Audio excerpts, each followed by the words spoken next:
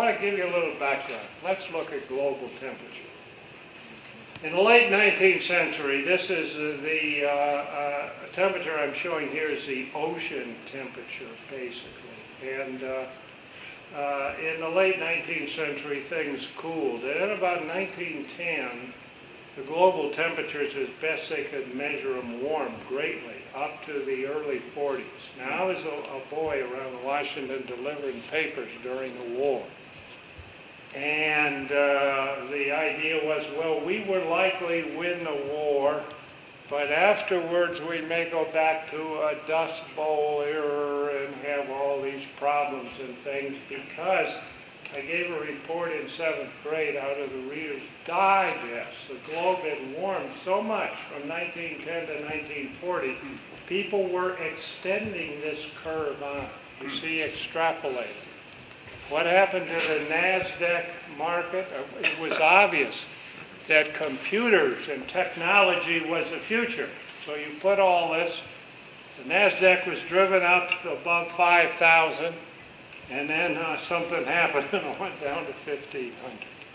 There are people that get behind these sort of ideas, and they one set of ideas grow, they talk to each other, and they build this up. Anyways, in about the middle 40s, the globe began to cool down some here, and I didn't hear about this warming. It just sort of left, and then, as the senator mentioned, in the middle to late 70s, we had this ice age coming out. And what would happen? They were extrapolating this temperature curve forward. And that's what people do. When the stock market's up, you just buy what's going up and extrapolate. But it doesn't often work. And then in the middle to late 70s, it began to warm, and we've been on this warming curve here. And the question is, everyone's extrapolating. We're in crisis now. We've got to cut our fossil fuels, as if doing that is going to make any difference from a global point of view. I like Senator Anhoff's comments. Much economic pain for no climate gain, which is what's going to happen if we're going to cut all these things down and pay more for our energy and things. We may feel good doing it, but we're not. It's certainly going to hurt the economy. So what's going to happen? It's my view. We reached the height here in 1998 with that El Nino year. The globe was about as warm as it's ever been in a long time. And now, in my view, we're going to start to see some modest global cooling. And the only thing that will stop the politics and the push for global warming and all these restrictions they want to put in will be if we can document over 5 or 8 years that the globe is going to cool, and it begins to cool, and that's the only thing that will stop it. Now, the idea here is so simple. Here we have CO2 going up, and we have global temperature going up. So the argument is obvious that if CO2 goes up, it must be causing the global temperature. It's as simple as that. That's no problem.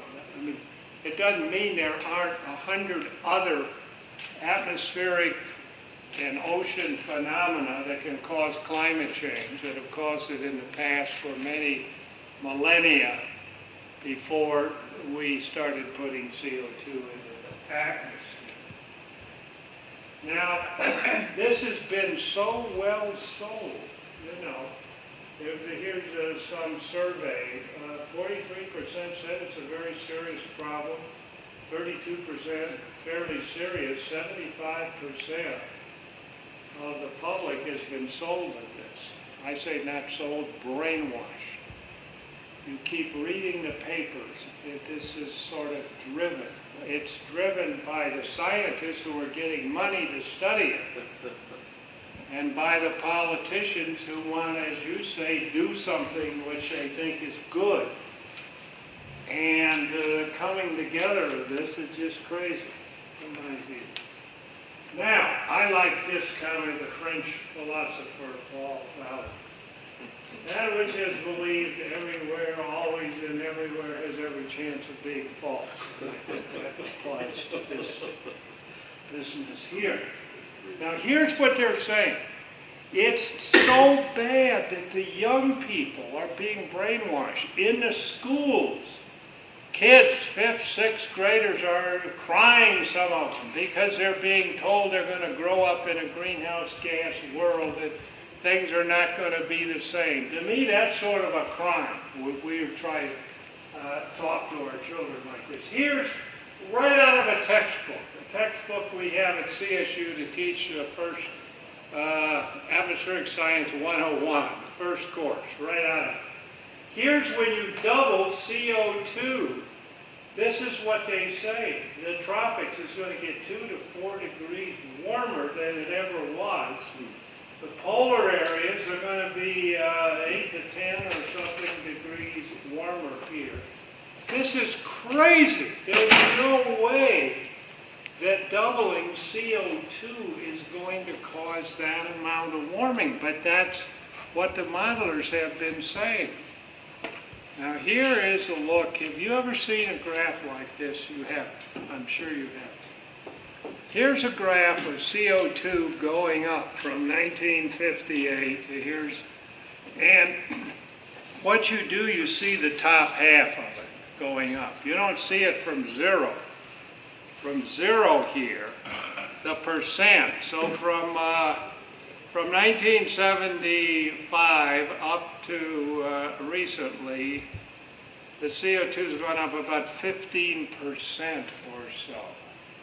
And they say that can bring the global warming. But also it was going up in the period of the middle 40s to middle 70s when the Earth was cooling. So I mean, you have it. It's just crazy. But to me, this is an abomination. The people should put this in, and kids should read this, and we're brainwashing all these kids. Al Gore has this school in Tennessee now where they come down and they get trained. They go 3 or 4 days, whatever it is, and they get trained, and they show they have no background in weather. They don't know what they're talking about, but they go down, get brainwashed 2 or 3 days or whatever it is, and then they go out and try to brainwash others. It's crazy.